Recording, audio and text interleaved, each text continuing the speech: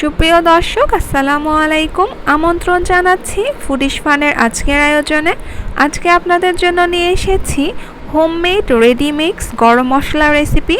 আর এই গরম মশলা আপনারা যে কোনো মাংসের রেসিপিতে ব্যবহার করতে পারবেন। তো চলুন দেখে নেওয়া যাক আজকের রেসিপি। আমি একটা বাটি নিয়ে নিয়েছি, এর মাঝখানে নিয়ে নিলাম 4 টেবিল চামচ গোটা জিরা, 2 টেবিল চামচ মৌরি, 4 টেবিল চামচ ধনিয়া, 1 টেবিল চামচ শাহি জিরা, 2 টেবিল চামচ সাদা এলাচ, 4টি বড় এলাচ, 1 চা চামচ সাদা গোলমরিচ, 1 চা চামচ কালো গোলমরিচ,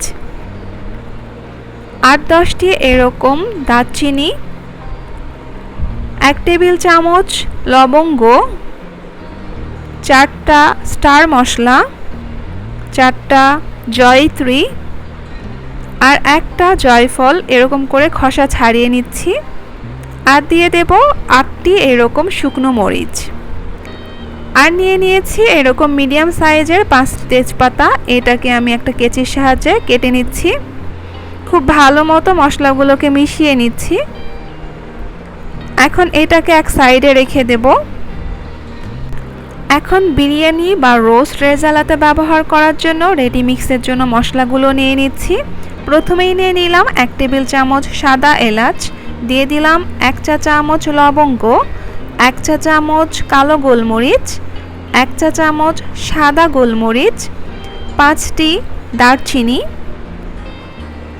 আর 1 পিস দিয়ে দিলাম জয়িত্রী, দিয়ে দিলাম 1টি স্টার মশলা আর একটা জয়ফলের অর্ধেকটা, এবং নিয়ে নিয়েছি এরকম বড় সাইজের 3টি তেজপাতা। এগুলোকে কেচির সাহায্যে ছোট ছোট করে কেটে নিচ্ছি। এখন এই মিক্স মশলাগুলোকে ভেজে নেব। এজন্য চুলায় একটা প্যান বসিয়ে দিয়েছি। এর মাঝখানে এখন মশলাগুলো দিয়ে দেব এবং চুলার জাল একদম লোতে রেখে এটাকে ভেজে নেব যতক্ষণ না এর মাঝখান থেকে একটা সুন্দর গন্ধ বের হচ্ছে।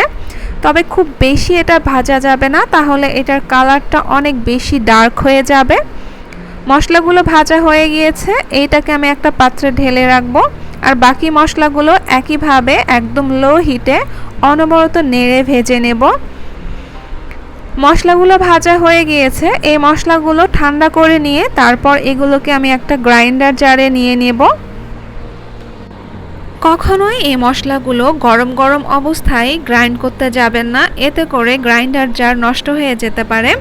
আর অবশ্যই মশলা গুঁড়ো করার জন্য গ্রাইন্ডার জারটা বেশি ওয়াটের হতে হবে। আর এরকম করে পালস মুডে মশলাগুলোকে থেমে থেমে গ্রাইন্ড করতে হবে।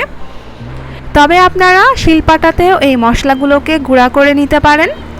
আমার প্রথম রেডি মিক্স মশলাটা গুঁড়া করে নেওয়া হয়ে গিয়েছে। আর এই মশলাটা এখন আমি এইভাবে রেখে একদম ঠান্ডা করে নেব। তারপর একটা এয়ারটাইট জার বা বক্সে ভরে এটাকে সংরক্ষণ করে রাখবো। আর বাকি মশলাগুলো এখন আমি আবারও গ্রাইন্ডার জারে নিয়ে নিচ্ছি। এইগুলোকে একইভাবে আমি গুঁড়া করে নেব। আর এই মশলাগুলো গুঁড়া করার পরে একটু গরম থাকে, এজন্য সরাসরি এইটা গ্রাইন্ড করে কোনো বক্সে বা কোনো জারের মধ্যে ভরে রাখবেন না, তাতে করে এইটা ঘেমে যাবে এবং মশলাগুলো বেশি দিন সংরক্ষণ করে রাখতে পারবেন না। তাই বাহিরে রেখে এটা ঠান্ডা করে নিয়ে তারপর যে কোনো একটা এয়ারটাইট বক্সে ভরে এটা দীর্ঘ সময় সংরক্ষণ করে রাখতে পারবেন। তবে বেশি সময় ধরে এটা সংরক্ষণ করে রাখলে এইটার যে একটা ঘ্রাণ থাকে সেটা আস্তে আস্তে কমতে শুরু করে। তাই যত দ্রুত সম্ভব মশলাগুলো ব্যবহার করাই ভালো। আজকের এই রেসিপিটা যদি আপনাদের ভালো লেগে থাকে তাহলে অবশ্যই আপনাদের মতামত আমার সাথে কমেন্ট বক্সে শেয়ার করবেন। সকলে অনেক ভালো থাকবেন এবং পরবর্তী রেসিপি পাওয়ার জন্য চ্যানেলটি সাবস্ক্রাইব করবেন। আল্লাহ হাফেজ।